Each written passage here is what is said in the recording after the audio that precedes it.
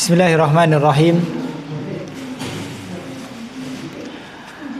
Assalamualaikum warahmatullahi wabarakatuh.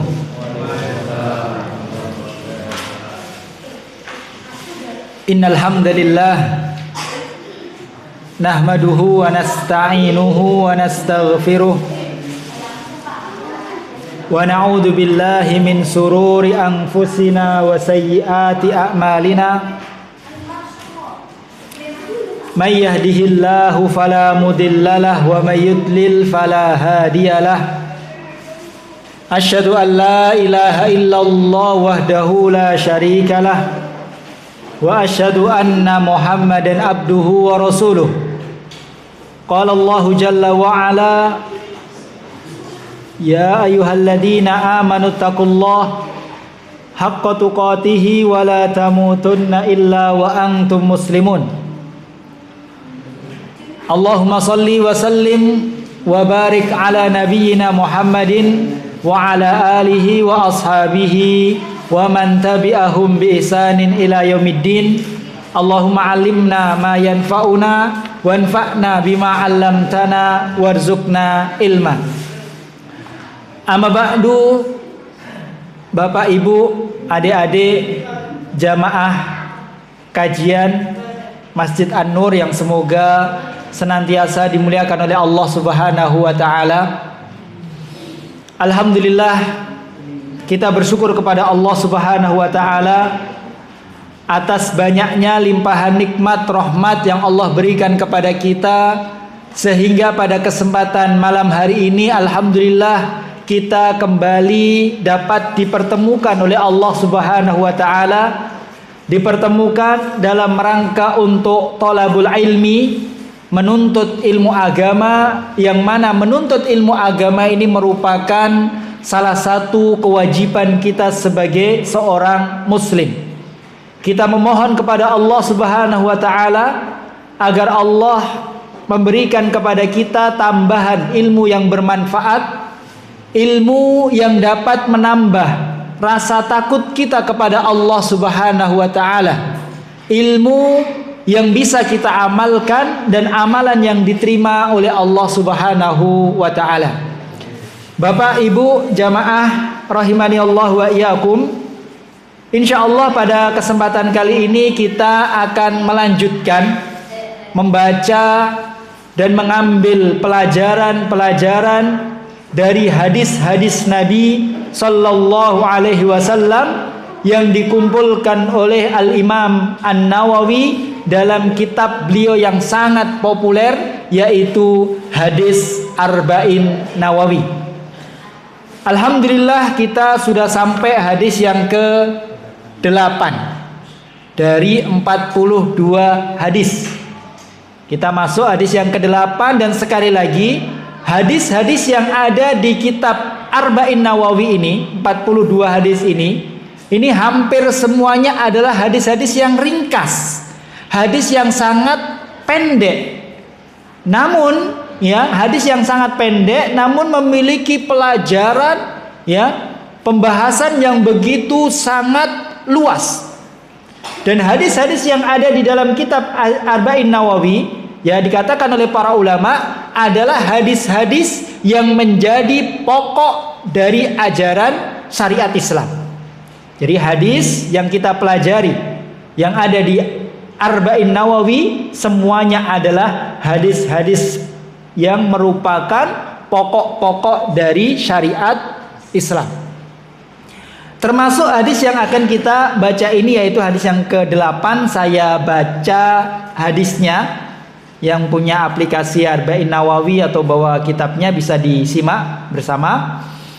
An Ibni Umar radhiyallahu anhuma, bersumber dari sahabat Ibnu Umar, Abdullah Ibnu Umar radhiyallahu anhuma, semoga Allah meridhoi keduanya.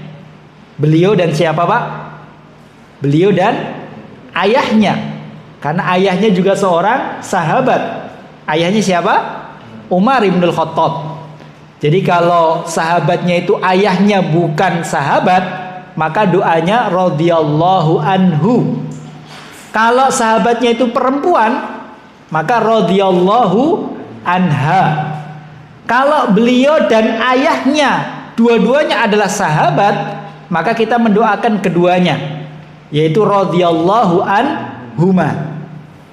Anna Rasulullah sallallahu alaihi wasallam qala, bahwasanya Rasulullah sallallahu alaihi wasallam bersabda, umirtu an uqatilan nasa hatta yashhadu an la ilaha illallah wa anna muhammadar rasulullah wa yuqimus shalah wa yu'tuz zakah fa idza fa'alu dzalika asamu minni dima'ahum wa amwalahum illa bihaqqil islam wa hisabuhum 'ala Allah taala.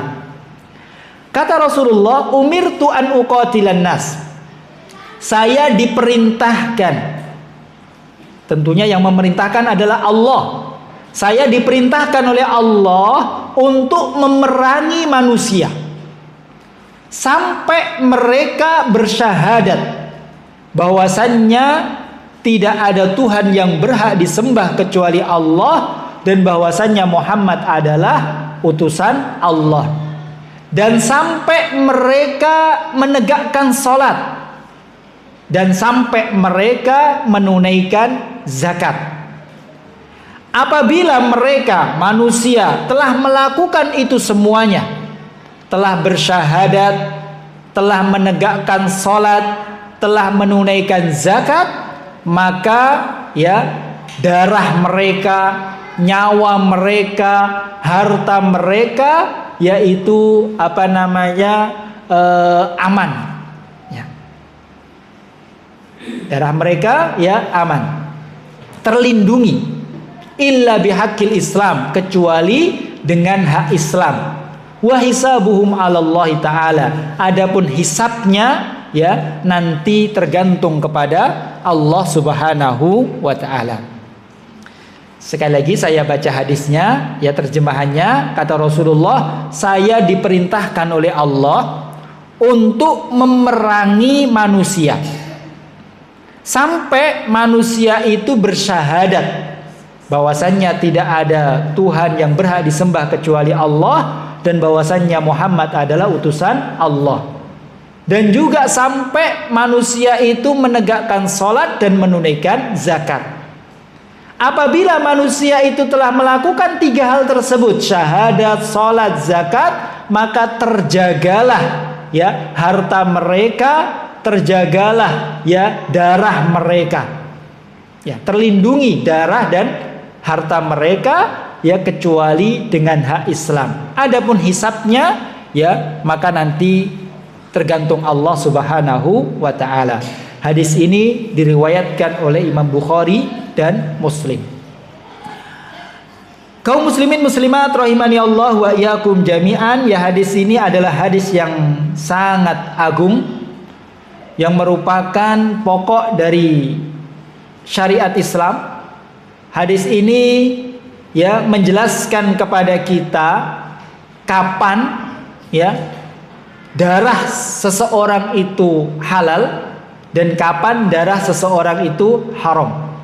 Artinya kapan ya seorang itu haram untuk dibunuh, untuk diperangi, dan kapan seseorang itu boleh untuk diperangi. Ya. Di dalam hadis ini insya Allah kita akan menyampaikan beberapa hal yang penting, ya 4 atau 5 hal yang penting. Yang pertama, dalam hadis ini Rasulullah mengatakan umirtu an uqatilan nas. Saya diperintahkan untuk memerangi manusia. Ya. Maka ucapan beliau sallallahu alaihi wasallam, saya diperintahkan untuk memerangi manusia, maka ini menunjukkan dalil, menunjukkan ya di syariat untuk jihad tolak, untuk berjihad. Jadi hadis ini ya menunjukkan, memberikan kepada kita faidah, yaitu untuk berjihad. Ya. mengajak manusia untuk bersyahadat, mengajak manusia untuk menegakkan sholat dan menunaikan zakat. Jadi jihad itu ada dua. Ya. Yang pertama adalah jihad tolak, jihad memerangi suatu kaum, ya, agar kaum itu bersyahadat, masuk Islam. Agar ya manusia itu, kaum tersebut mengesahkan Allah, masuk ke dalam agama Allah. Ini jihad tolak. Kita memerangi ya untuk ya meminta ya kaum tersebut masuk ke dalam Islam. Yang kedua adalah jihadud difa. Jihad untuk membela diri. Ini sebaliknya. Kalau jihad tolak tadi menyerang.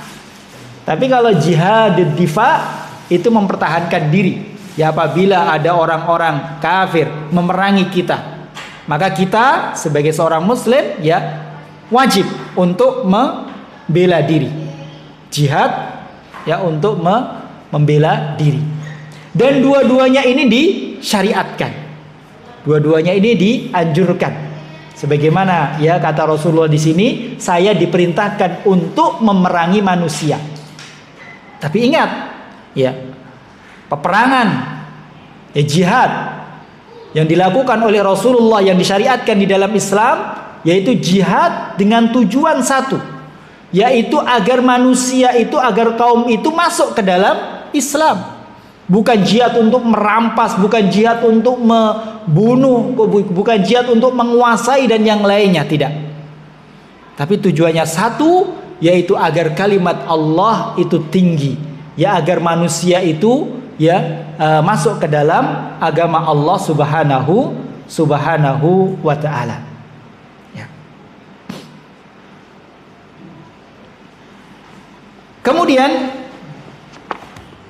kaum muslimin muslimat rahimani Allahu wa iyyakum jami'an, ya, perlu kita sampaikan ya, biar kita tidak salah memahami ya, kemudian nanti setelah kita melihat orang tidak bersyahadat kemudian kita perangi, ya, kemudian ada orang tidak sholat kemudian kita perangi. Sebagaimana hadis ini Rasulullah mengatakan, saya diperintahkan oleh saya diperintahkan oleh Allah untuk memerangi orang sampai mereka bersyahadat, menunaikan sholat, menunaikan zakat, ya. Maka jangan nanti kita pahami ya berarti kita juga ya nanti kalau melihat orang itu tidak sholat, tidak menunaikan zakat kemudian kita perangi, kita bunuh, tidak. Maka di sana ya ada orang-orang yang halal untuk kita perangi ya, dan haram untuk kita perangi. Yang tidak boleh kita perangi ya. Jadi orang-orang kafir itu dibagi menjadi 4. Orang kafir ini dibagi menjadi 4. 4 ini yang 3 haram untuk kita perangi, tidak boleh kita ganggu. Hartanya, darahnya tidak boleh. Bahkan ada ancaman keras dari Rasulullah SAW. Yang boleh itu hanya 1. Yang 3 yang tidak boleh kita ganggu, hartanya tidak boleh kita ganggu, kehormatannya tidak boleh kita ganggu, darahnya ya, nyawanya tidak boleh kita hilangkan, tidak boleh kita tumpahkan darahnya. 3 ini yang pertama adalah kafir dhimmi. Kafir dhimmi. Apa itu kafir dhimmi? Kafir dhimmi itu adalah seorang kafir yang tinggal di negeri kaum muslimin, bersama kaum muslimin, dengan syarat dia membayar ya jizyah, membayar denda, membayar upeti setiap tahunnya. Boleh dia tinggal bersama kaum muslimin, dijamin keamanannya, tapi dengan syarat ya dia membayar jizyah kepada kaum muslimin, membayar denda. Nah, itu kafir dhimmi, haram untuk dibunuh, haram untuk diganggu. Bahkan Rasulullah SAW bersabda, man qatala qatilan min ahli dhimmah lam yarih raihatal jannah. Barang siapa yang membunuh, memerangi ahlu dhimmah, orang kafir yang membayar jizyah tadi, maka dia tidak akan mencium baunya surga. Wa inna rihaha la yujadu masirati arba'ina aman. Padahal baunya surga itu sudah tercium dari jarak 40 tahun perjalanan. Kalau kita berjalan selama 40 tahun itu jauh tidak, Pak? Pol, jauh. Itu baunya surga itu sudah tercium dari jarak segitu. Nah, orang yang membunuh ahlu dhimmah tadi, jangankan masuk surga, dekat surga saja tidak bisa. Mencium baunya surga saja tidak bisa. Ini yang pertama. Yang kedua, yang haram untuk kita perangi, yaitu kafir, ya, mustakman. Kafir mustakman, yaitu kafir yang dia itu mendapatkan jaminan keamanan dari seorang muslim. Mendapatkan jaminan keamanan dari seorang muslim. Misalnya kita negeri kaum muslimin semuanya, kita mau masukkan orang kafir, misalnya satu orang atau ya satu orang mau membawa seorang kafir ke negeri kaum muslimin, dia jamin, ya saya yang menjamin keamanan kamu. Maka orang tersebut, ya, dia sudah mendapatkan jaminan keamanan dari seorang muslim. Maka muslim yang lain tidak boleh mengganggu, ya, orang tersebut.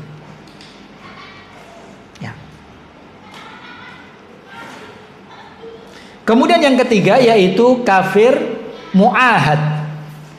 Kafir yang sudah melakukan perjanjian. Melakukan perjanjian dengan kaum muslimin untuk tidak saling berperang. Sudah melakukan perjanjian dengan kaum muslimin untuk tidak saling berperang, maka tidak boleh saling berperang. Misalnya kita dengan negara kafir, negara Rusia, negara Cina, negara apa, negara-negara kafir, ya pemerintah kita, ya negara kita sudah melakukan perjanjian untuk tidak saling berperang, maka tidak boleh. Wah, ada orang Rusia nih, kita bunuh di sini. Ada orang Cina, kita bunuh, tidak boleh. Haram. Bahkan ancamannya luar biasa, sama dengan ancaman bagi orang yang membunuh ahlu dhimmah tadi. Ya, kata Rasulullah, man qatala mu'ahadan. Barang siapa yang membunuh seorang kafir mu'ahad, seorang kafir yang sudah memiliki perjanjian damai, tidak saling berperang dengan kaum muslimin, kemudian dia bunuh, ya, maka dia tidak akan mendapatkan baunya surga, padahal baunya surga itu sudah tercium dari jarak 40 tahun perjalanan. Ini tidak boleh. Ini tiga, ya, orang kafir yang tidak boleh dibunuh, dan ini kebanyakan orang kafir. Tidak boleh kita bunuh, ya.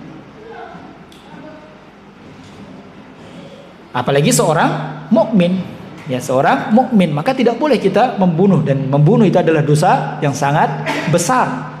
Ya, walaupun seorang mukmin, seorang muslim itu adalah pelaku maksiat, dosa yang sudah banyak, dosanya besar. Mungkin dia berzina, dia mencuri, tapi itu dosa-dosa yang tidak mengeluarkan dia dari Islam, maka haram untuk dibunuh, haram untuk diperangi. Dan itu merupakan dosa besar. Ancamannya luar biasa. Tapi sekarang wa na'udzubillah, pembunuhan di mana-mana. Ya, pembunuhan di mana-mana. Ya. Sampai ya pembunuhan yang tidak bisa kita terima, ya. Pembunuhan yang orang buruk sekalipun tidak bisa menerima. Ya, seorang anak membunuh orang tuanya, kebalikannya orang tua membunuh anaknya, bahkan dengan cara-cara ya wa na'udzubillah, mutilasi, itu hampir ya berita yang kita dengar setiap hari, wa na'udzubillah min dalik, ya. Seorang dosa membunuh. Yang boleh dibunuh hanya satu, yaitu orang yang memerangi kita, yang berusaha untuk membunuh kita. Orang kafir yang memerangi kita, yaitu kafir harbi. Kafir harbi. Dan semua ayat yang memerintahkan kita untuk memerangi orang-orang kafir, maka yang dimaksud orang kafir di situ semuanya adalah orang kafir harbi, orang kafir yang memerangi kita.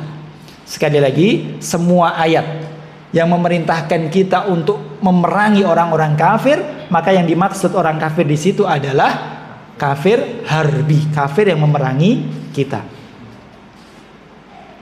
Bahkan, ya, tidak semua kafir harbi boleh kita bunuh. Ini rahmatnya Islam, kasih sayangnya Islam. Ya, ada beberapa orang yang tidak boleh kita bunuh, yang disepakati oleh para ulama, yaitu anak-anak tidak boleh. Ya, ini ada perperangan antara Muslim dengan kafir. ke orang-orang kafir ada anak-anak kecil, ya, maka tidak boleh dibunuh. Kemudian wanita tidak boleh dibunuh. Orang sangat tua tidak boleh dibunuh. Kemudian orang buta, orang pincang, ya, cacat, dia pincang, nggak boleh dibunuh. Ini yang menunjukkan rahmatnya Islam. Kecuali kalau orang-orang tadi, kata para ulama, ya, kecuali kalau orang-orang tadi itu ikut berperang. Misalnya anak-anak, tapi dia ikut berperang dalam barisan kaum musyrikin, ya, melawan kaum muslimin. Dia ikut berperang, ikut naik kuda, tapi anak-anak, tapi ikut berperang. Maka baru dia boleh dibunuh, karena dia juga ikut berperang. Atau kata para ulama, dia tidak ikut berperang mereka, tapi dia menjadi otak atur strategi. Dia punya andil yang sangat besar dalam kekuatan kaum musyrikin. Misalnya dia yang menentukan strateginya. Misalnya ada wanita, dia nggak ikut berperang, tapi dia mengatur strategi, ya, untuk mengalahkan kaum muslimin, maka dia boleh dibunuh. Ya. Selain itu, maka tidak boleh dibunuh, tidak boleh diperangi. Ini. Kenapa ini perlu kita sampaikan? Karena hadis ini ketika Rasulullah mengatakan, saya diperintahkan oleh Allah untuk memerangi manusia sampai manusia itu bersyahadat, sampai manusia itu menegakkan sholat, menunaikan zakat. Maka hadis ini dijadikan alasan, ya, untuk menyebarkan syubhat. Mereka mengatakan, ya, bahwasanya Islam adalah agama yang keras. Islam adalah agama yang memaksa. Ya. Islam, bahkan mereka mengatakan bahwa Islam ini tersebar dengan pedang, dengan pertumpahan darah. Maka ini tidak benar. Ya. Mereka yang mengatakan menyebarkan syubhat tersebut atas dasar hadis ini. Ya. Maka ini tidak benar. Ya. Ini syubhat. Kita, ya, meyakini bahwasanya itu tidak benar.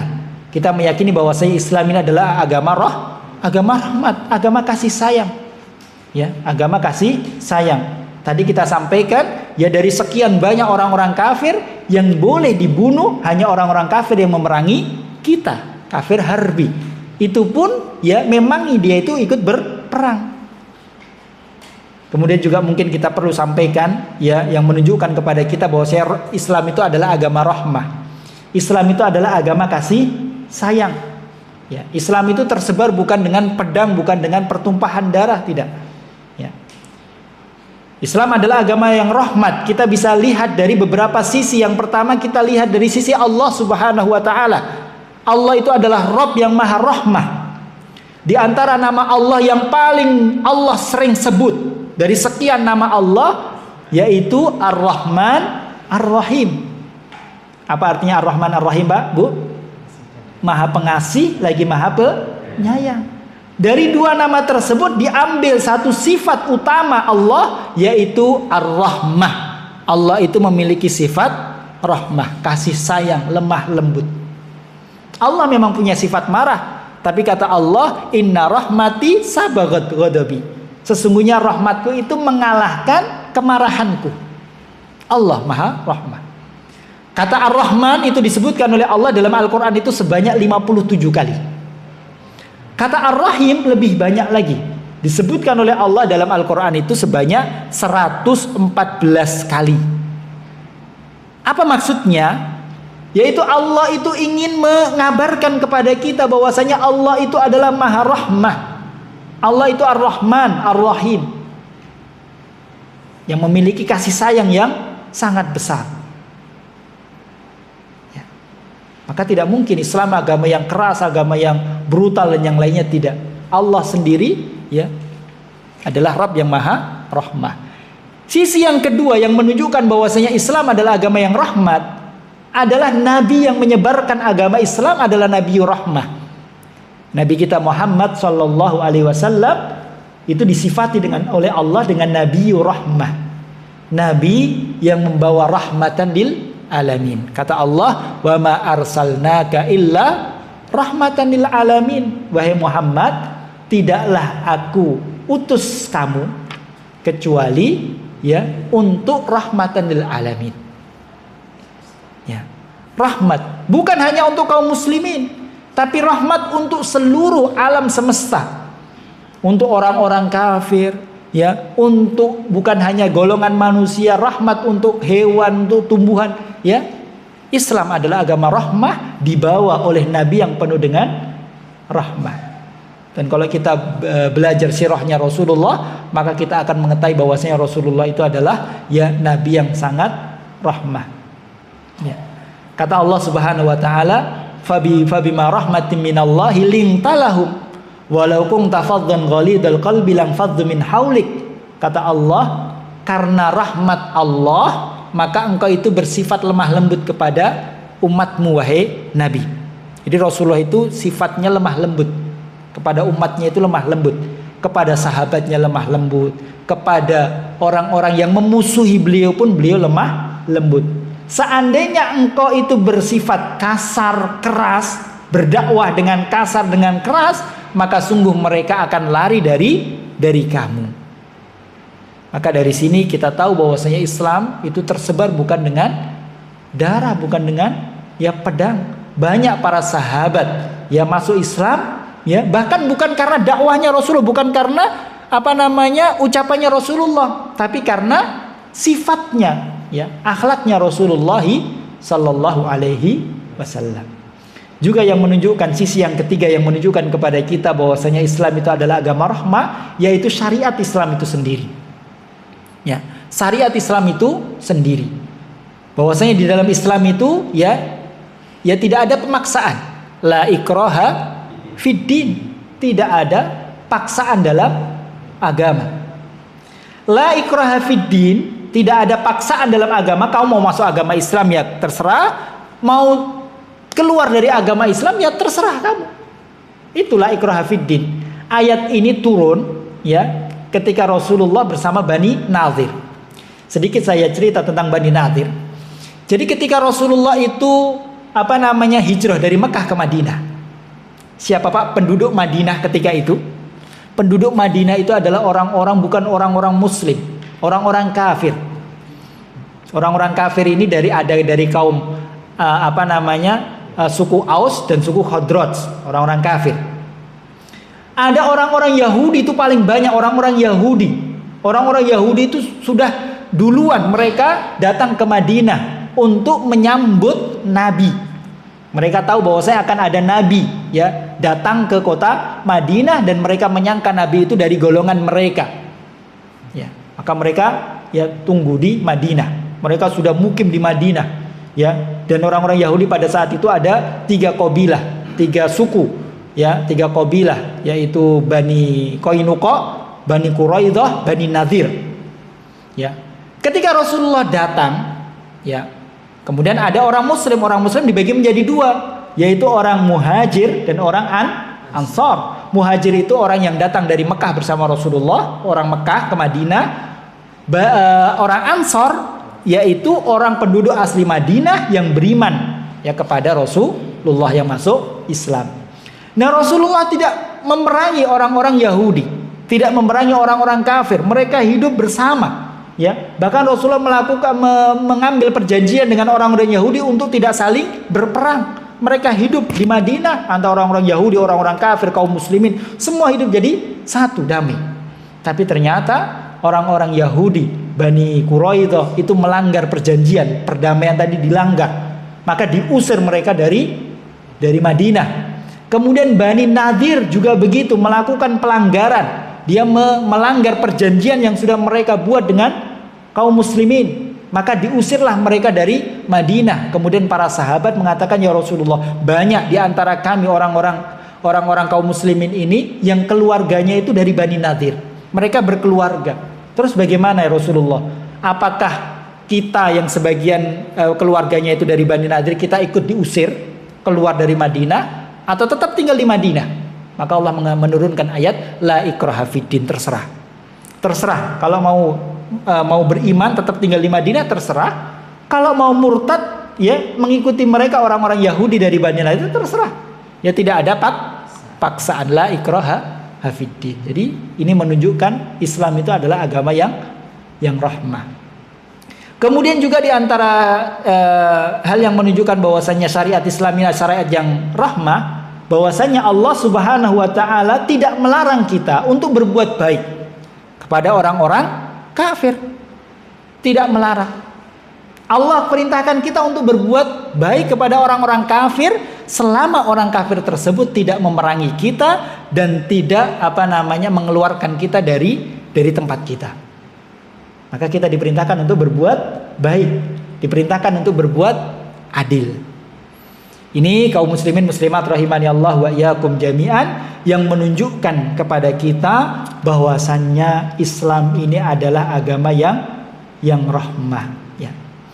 Rasulullah diperintahkan untuk memerangi manusia sampai mereka itu bersyahadat karena kasih sayang. Menyelamatkan mereka dari kesesatan menuju kepada kebenaran.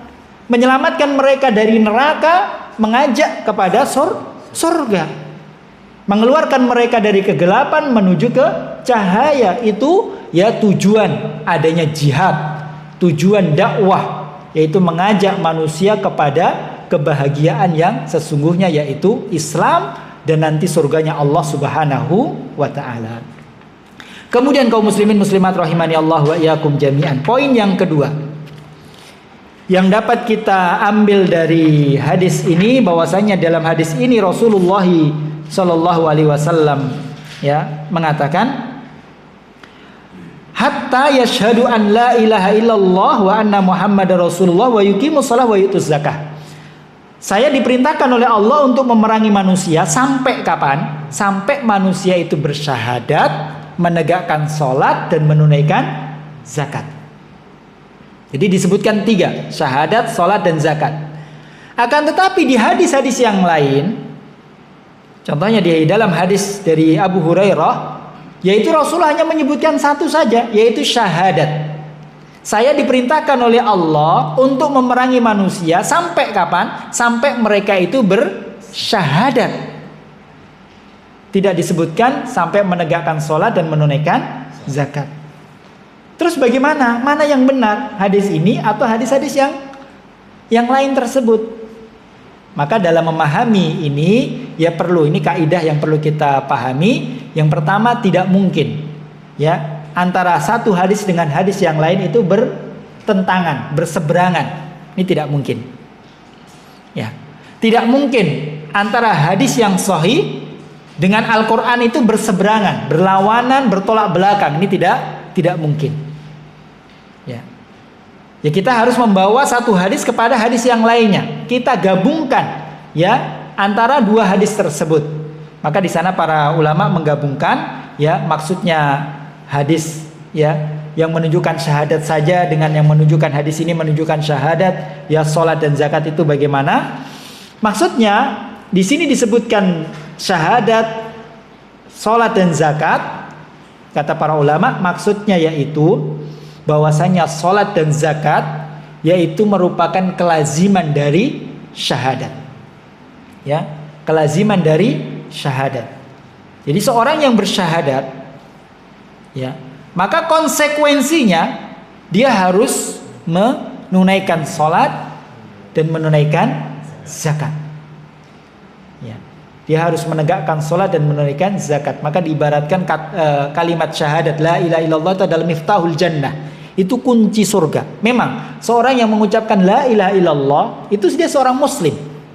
Sudah menjadi seorang muslim. Sementara dia menjadi seorang muslim. Tapi nantinya dia mendapatkan kewajiban yang harus dia penuhi, yaitu rukun Islam. Makanya para ulama mengistilahkan itu sebuah kunci. Syahadat itu adalah kunci surga. Tapi di dalam kunci itu kalau kita perhatikan ada apanya itu Pak? Ada apanya? Gigi-giginya itu. Gak polos begitu, ada gigi-giginya. Gigi-giginya adalah rukun-rukun Islam. Itu adalah konsekuensi sehingga syahadatnya itu syahadat yang benar-benar diterima. Ini maksud dari hadis tersebut. Terus bagaimana? Ini kalau ada orang yang bersyahadat tapi dia tidak sholat dan tidak zakat. apakah diperangi atau tidak? Ya, maka para ulama mengatakan ini ada dua keadaan. Yang pertama, ya, kalau yang menolak, yang tidak, dia bersahadat tapi tidak sholat dan tidak menunaikan zakat, itu kelompok manusia, satu kelompok, satu komunitas, misalnya satu kota atau satu kelompok gitu, semuanya sepakat untuk tidak sholat, tidak zakat, maka ini diperangi, jihad, sebagaimana dilakukan oleh Abu Bakar As-Siddiq ketika Abu Bakar menjadi khalifah, ketika Rasulullah wafat, ya, kemudian Abu Bakar menjadi khalifah pengganti Rasulullah, menjadi pemimpin kaum muslimin, maka banyak, ya, kaum mukminin, terutama adalah orang-orang Badui, itu murtad. Artinya mereka, ya, murtad. Sebagian tidak murtad tapi tidak mau sholat, tidak mau menunaikan zakat, ya, tidak mau menunaikan zakat. Dahulu pada zamannya Rasulullah mereka menunaikan zakat, tapi ketika Rasulullah wafat, maka mereka sudah tidak mau menunaikan zakat. Maka Abu Bakar memerangi mereka, memaksa mereka untuk menunaikan zakat. Ya. Kemudian yang kedua, bentuk yang kedua, keadaan yang kedua, kalau yang tidak sholat dan tidak zakat ini cuma perorangan, satu dua, ya, bukan satu kelompok sepakat, satu kelompok, satu daerah, maka tidak boleh diperangi. Misalnya ada di antara kita kaum muslimin, dia seorang muslim bersyahadat, tapi nggak mau sholat sama sekali, nggak mau zakat, ya, sama sekali, padahal dia mampu, maka tidak boleh diperangi. Dia seorang muslim, ya, tidak boleh diperangi, ya, karena cuma satu orang. Tapi kalau satu kelompok dia sepakat semuanya, maka wajib ditegakkan jihad. Kalau perorangan, maka tidak boleh diperangi. Sebagaimana dahulu adalah Hudzaifah bin Zaid, Usamah bin Zaid. Usamah bin Zaid itu adalah anaknya Zaid. Zaid ini adalah anak angkatnya Rasulullah, orang yang sangat dicintai oleh Rasulullah. Maka Usamah bin Zaid ini adalah hubbi Rasulillah, ya, orang anaknya dari orang yang paling dicintai oleh Rasulullah, ya. Suatu ketika pada peperangan, Usamah bin Zaid ini ikut berperang. Kemudian ketika beliau mau membunuh seorang kafir, yang orang kafir itu memerangi kita, kemudian ketika mau dibunuh, orang kafir itu mengatakan dia bersyahadat, la ilaha illallah. Ketika mau dibunuh, la ilaha illallah. Sebagian sahabat kemudian nggak jadi bunuh, karena sudah jatuh, dia sudah berperang, orang kafir ini jatuh, udah mau dibunuh. Kemudian sahabat yang lain tidak mau membunuh karena dia bersyahadat, tapi sama Usamah bin Zaid dibunuh, ya, dibunuh karena Usamah bin Zaid mengira bahwasanya dia bersyahadat itu untuk melindungi diri saja. Maka kejadian itu sampai kepada Rasulullah, kemudian Rasulullah marah besar kepada Usamah, ya, kenapa engkau membunuh orang yang bersyahadat? Maka Usamah mengatakan dia bersyahadat untuk melindungi dirinya, ya Rasulullah. Maka Rasulullah mengatakan, apakah kamu sudah buka hatinya sehingga kamu yakin bahwasanya dia itu bersyahadat karena untuk melindungi dirinya? Maka Usamah terdiam, dan Rasulullah sangat marah, padahal beliau adalah orang yang paling dicintai oleh Rasulullah Sallallahu Alaihi Wasallam. Artinya, ya, kalau orang itu bersyahadat maka dia seorang muslim, ya, maka terjaga hartanya, terjaga jiwanya, terjaga kehormatannya, tidak boleh bagi muslim yang lain untuk mengganggunya. Kemudian kaum muslimin muslimat rahimani Allah wa iyyakum jami'an, yang ketiga, ya, yang dapat kita ambil dari hadis ini, yaitu Rasulullah mengatakan, asamu minni dima'ahum wa amwalahum. Barang siapa yang telah bersyahadat, kemudian sholat dan zakat, maka darahnya, nyawanya itu dan hartanya itu terjaga, aman, tidak boleh diganggu gugat. Maka dari sini dapat kita ambil pelajaran, barang siapa yang membunuh atau mengambil harta orang yang muslim, orang yang bersyahadat tadi, maka dia telah terjatuh dalam perbuatan yang dosa besar. Dia terjatuh dalam dosa besar, dosa membunuh. Kata Allah Subhanahu wa taala dalam surat An-Nisa ayat yang ke-93, Allah mengatakan, wa may yaqtul mu'minan muta'ammidan fajazaohu jahannam khalidan fiha wa ghadiballahu alaihi wa la'anahu wa a'adda lahu adzaban 'azima.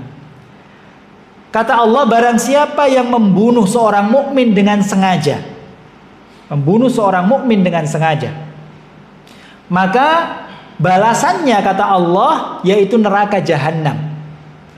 Kemudian dia kekal di dalamnya. Kemudian Allah murka kepadanya, Allah melaknatnya, dan Allah menyiapkan baginya azab yang pedih. Dalam satu ayat tadi Allah menyebutkan 5 ancaman sekaligus, dan ancamannya semuanya besar. 5 ancaman untuk orang yang membunuh jiwa yang haram untuk dibunuh, dan dia membunuhnya dalam keadaan sengaja. 5 ancaman tadi yaitu Allah masukkan ke dalam neraka jahanam, ya, neraka yang paling bawah, kemudian kekal di dalamnya, kemudian Allah murka, Allah melaknat dia, artinya menjauhkan dia dari rahmat Allah. Kemudian yang kelima, Allah menyiapkan azab yang pedih. Dan terbunuhnya satu jiwa seorang muslim, kata Rasulullah, la zawalud dunya ahwanu 'ala Allah min qatli muslim. Lenyapnya dunia semuanya ini, lenyapnya dunia ini bagi Allah itu lebih ringan daripada terbunuhnya seorang muslim. Artinya satu orang muslim haram untuk dibunuh, dia dibunuh, maka ini perkaranya lebih berat, lebih besar di sisi Allah daripada lenyapnya dunia. Makanya dalam sebuah hadis Rasulullah menyebutkan dosa yang sangat sulit diampunkan oleh Allah, padahal Allah adalah Maha Pengampun, tapi di sana ada dosa-dosa yang berat, sulit untuk diampuni oleh Allah, yaitu 2, dosa mensekutukan Allah dan dosa membunuh. Dosa, ya, mensekutukan Allah dan dosa membunuh. Dan orang yang membunuh orang lain, membunuh jiwa yang diharamkan untuk dibunuh, maka dia telah melanggar 3 hak. Yang pertama, hak Allah dia langgar, karena Allah melarangnya, kemudian dia melanggarnya, maka dia melanggar hak Allah. Yang kedua, dia melanggar hak orang yang terbunuh, dan nanti hak itu akan dituntut nanti sampai pada hari kiamat. Orang yang dibunuh meninggal dunia, tapi haknya tetap dia bawa, nanti akan diminta pertanggungjawaban nanti pada hari kiamat. Bagaimana kalau orang yang membunuh tadi sudah taubat? Maka kata para ulama, ya Allah mengampuni taubatnya, tapi tetap haknya nanti, hak orang yang dibunuh tadi akan diminta nanti pada hari kiamat walaupun sudah bertaubat. Tapi ya haknya itu akan dipenuhi oleh Allah Subhanahu wa ta'ala. Allah yang menjamin haknya karena dia sudah bertaubat. Tapi artinya orang yang dibunuh tadi masih memiliki hak. Yang ketiga, hak yang dia langgar yaitu hak wali orang yang terbunuh. Ya. Wali ahli warisnya, ya, mungkin keluarganya, saudaranya. Kalau dia seorang laki-laki, dia mungkin istrinya, anak-anaknya, ya, hak mereka semuanya telah dilanggar oleh orang-orang yang membunuh tadi. Dan hak tersebut harus dibayar di dunia, ya, yaitu dengan apa? Ya dengan dengan kisos, tergantung walinya. Ini membunuh misalnya. Walinya mau apa? Mau kisos? Ada 3 pilihan. Yang pertama kisos, ya dibalas, dibunuh. Tapi tentu yang menegakkan adalah hakim.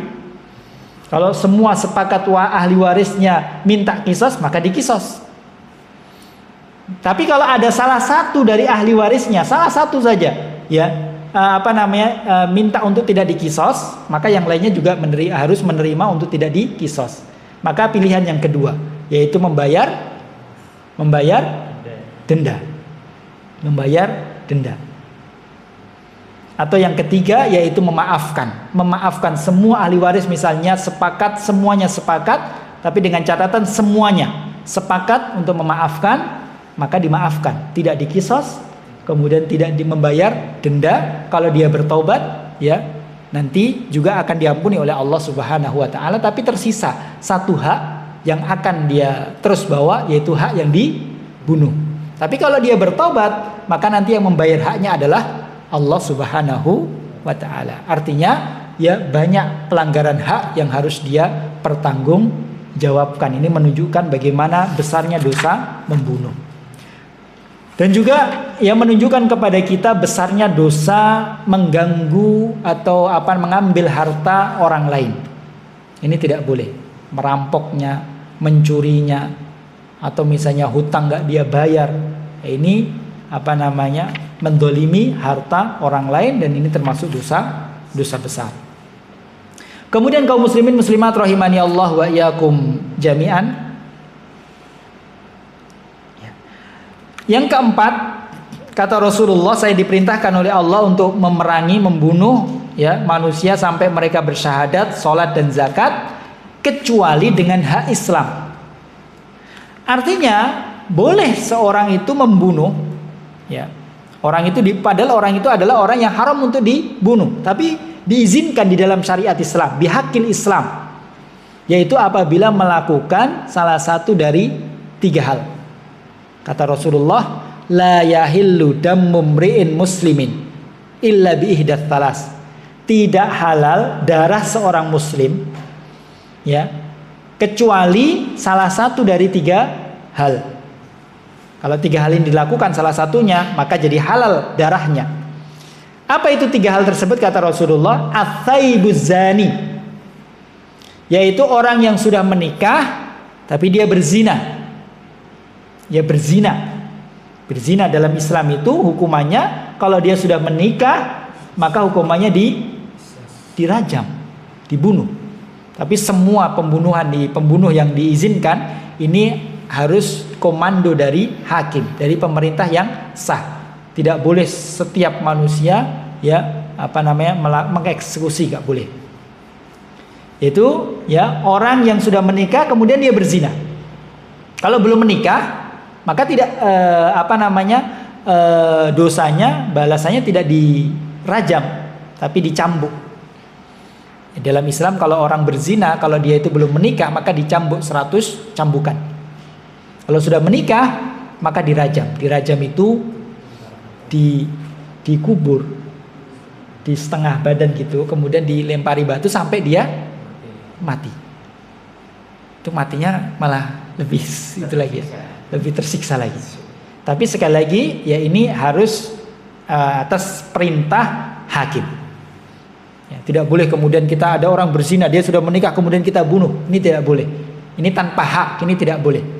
Yang berhak mengeksekusi, yang menentukan adalah hakim. Yang kedua yaitu ats-tsaibuz zani, kemudian yang kedua yaitu an-nafsu bin-nafsi, yaitu kisos. Karena dia membunuh orang lain, maka darahnya jadi halal, yaitu kisos. Kisos ini juga pembunuhan yang hak di dalam Islam. Membunuh balas bunuh, kalau ahli warisnya mengendaki itu. Kemudian yang ketiga, at-tariku lidinihi, yaitu dia murtad dari agama Islam. Murtad dari agama Islam, maka darahnya tidak tidak halal lagi. Maka darahnya jadi halal karena dia sudah murtad. Itu 3 alasan Islam yang mana seseorang itu boleh dibunuh. Yaitu pemerintah, di bawah komando pemerintah, yaitu berzina padahal dia sudah menikah, atau kisos, atau dia murtad. Kemudian kaum muslimin muslimat rahimani Allah wa iyyakum jami'an, yang terakhir, poin yang terakhir, pelajaran yang dapat kita ambil dari hadis ini, yaitu kata Rasulullah, kalimat terakhir, wa hisabuhu 'alallah, wa hisabuhum 'alallahi ta'ala.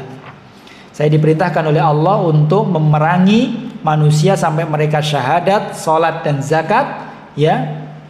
Kalau mereka melakukan itu semuanya, maka terjaga darahnya kecuali dengan hak Islam. Adapun hisabnya, maka itu tergantung Allah Subhanahu wa ta'ala. Maksud dari hisabuhu 'alallah, hisabnya itu tergantung pada Allah Subhanahu wa ta'ala.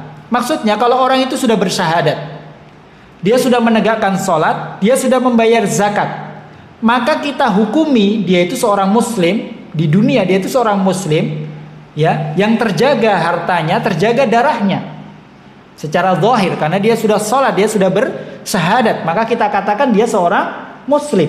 Dia mendapatkan hak-hak seorang muslim. Adapun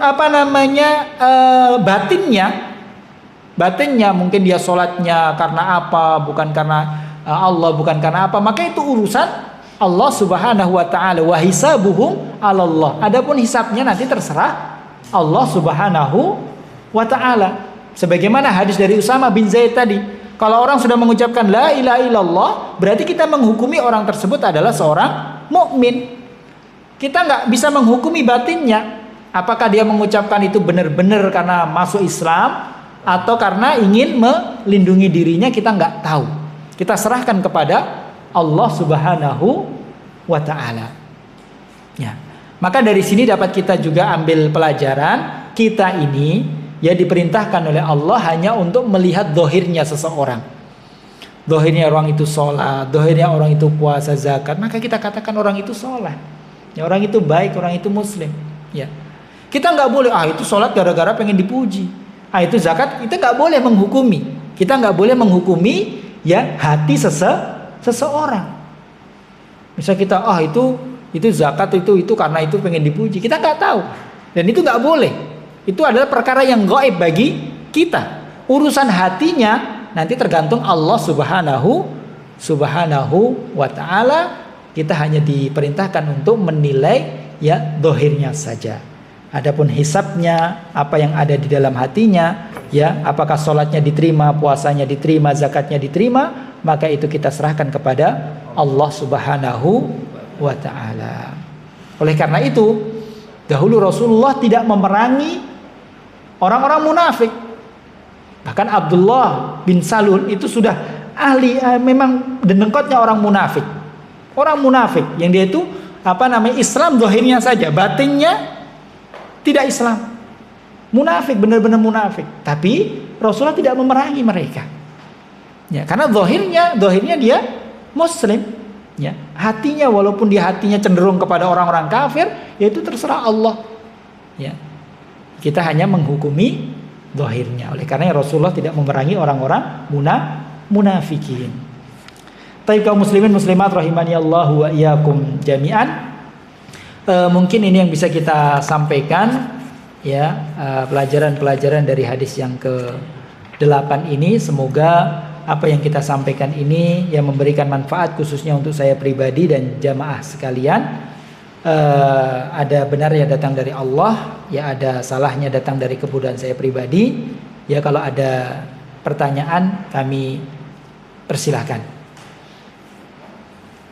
Jadi kalau ada yang mau bertanya berkaitan dengan materi yang kita sampaikan atau yang lain, maka kami persilahkan. Kalau bisa kita jawab. Kalau tidak, ya nanti bisa ditanyakan kepada ya ustadz yang lain.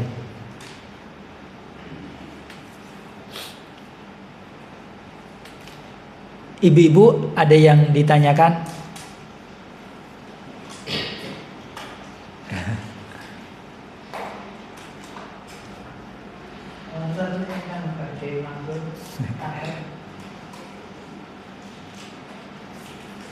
Ada. Kalau nggak ada kita cukupkan. Kita akhiri. Subhanakallahumma bihamdika asyhadu an la ilaha illa anta astaghfiruka wa atubu ilaik. Wassalamualaikum warahmatullahi wabarakatuh.